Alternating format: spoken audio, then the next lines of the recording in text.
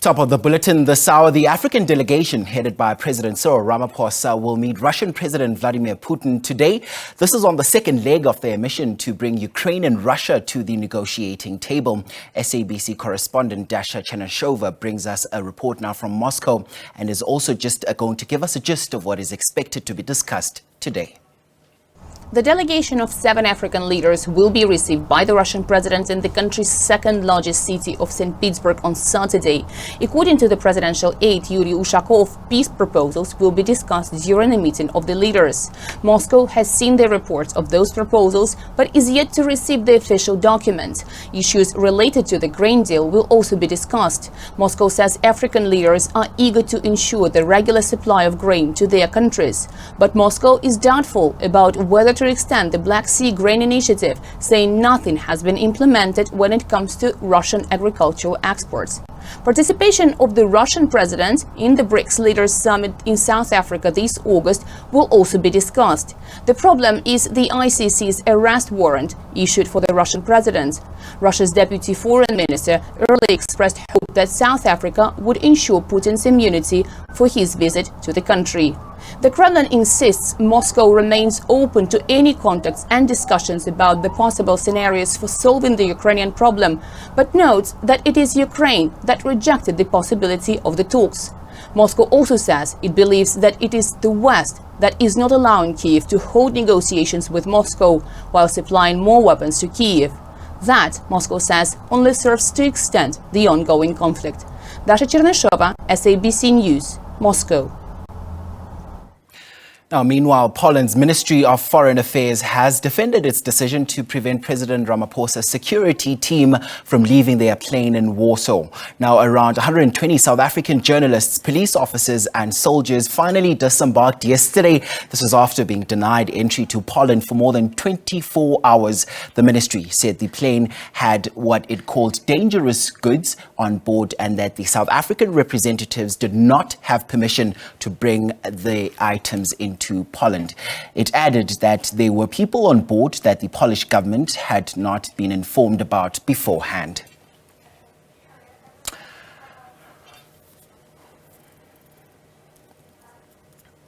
Back to the story now. The African Peace Mission delegation will meet Russian President Vladimir Putin today.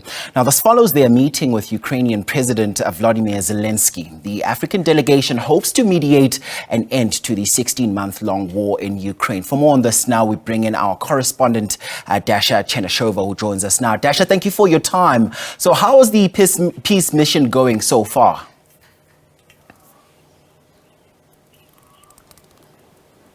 Well, as we understand, in Kiev, the peace mission has said that they are willing to listen to both sides of the Ukrainian conflict to understand the needs and the concerns of both sides. And they have been to Ukraine. Now we are expecting this delegation to come to Russia. And in the northern capital of the Russian Federation, they will be holding talks with the Russian President Vladimir Putin. Now, this is where, of course, Moscow is willing to listen to all the proposals that the delegation will be bringing. But we also have heard that the delegation said that the Ukrainian president has said to the delegation that the withdrawal of the Russian troops was paramount for the start of any peace talks. This is a non-starter for Moscow because Moscow has been saying that it needs to ensure its security, and for that, demilitarization of Ukraine is paramount. So at the moment, we understand all the details will be worked out. The peace proposals will be brought to the Russian northern capital of St. Petersburg, and the sides will talk what could be done to initiate the peace process, because that is, of course, paramount. But at the same time, Moscow has been saying that they are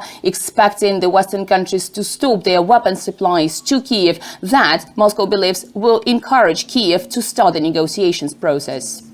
Now, Dasha, I want us to backtrack just a little bit because we know that President Ramaphosa and other African leaders met with Ukrainian President Volodymyr Zelenskiy. How did that meeting go?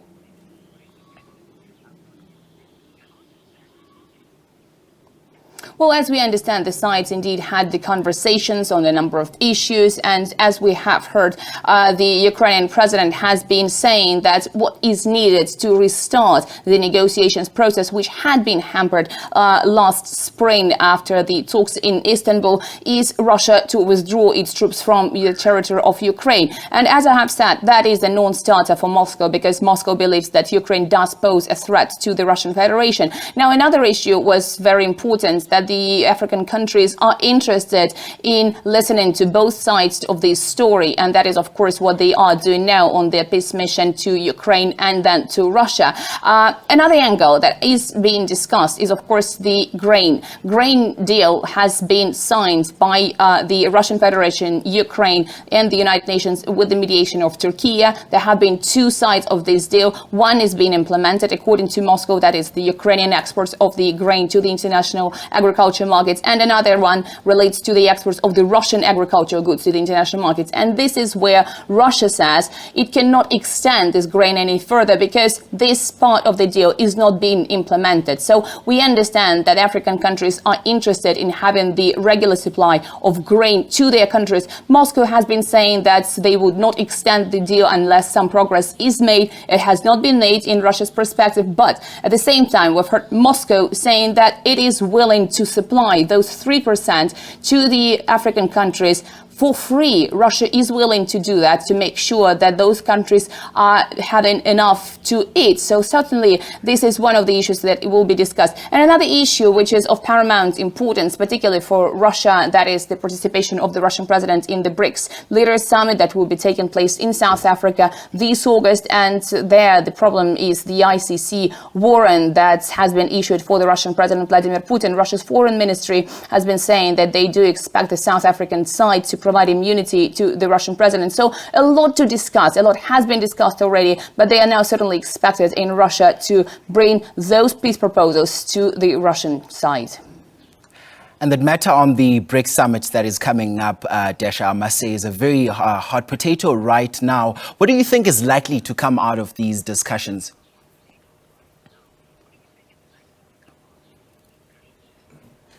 Well, certainly the Russian side would be looking for some sort of provisions that would be put in place to make sure that the Russian president would not be arrested, because we know South Africa is the side to has to oblige by the ICC warrants. But Moscow has been saying that the ICC warrant has no meaning for Russia because it is not part of the Roman statute.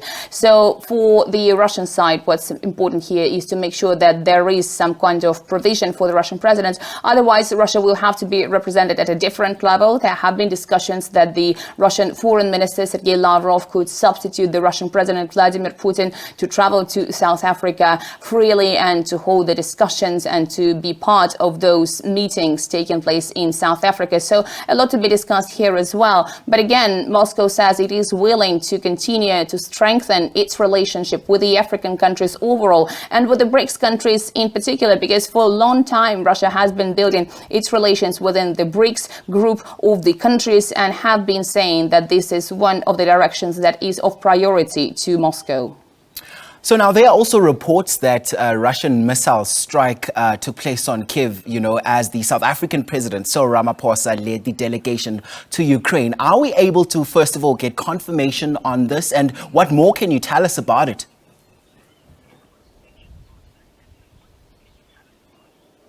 Well, indeed, there have been air raid sirens heard in Kyiv, as reports suggest, while the African delegation has landed and has been traveling to the Ukrainian capital.